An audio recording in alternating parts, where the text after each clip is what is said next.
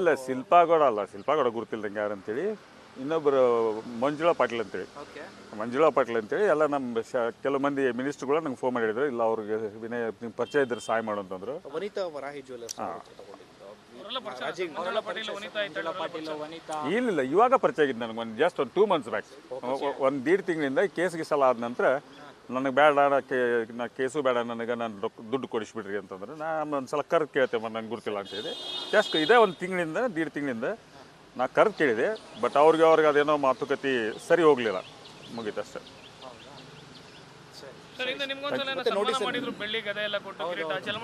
ಬೆಳ್ಳಿಗದಲ್ಲ, ನಾನು ಬರ್ಡೇ ಟೈಮಲ್ಲಿ ಏನೋ ಒಂದು ಕೊಟ್ಟು, ಬರ್ಡೇ ಟೈಮಲ್ಲಿ ನನಗೆ ಬಂದು ಸನ್ಮಾನ ಮಾಡಿದ್ದು ಅದೊಂದು ಫೋಟೋ ಇದೆ.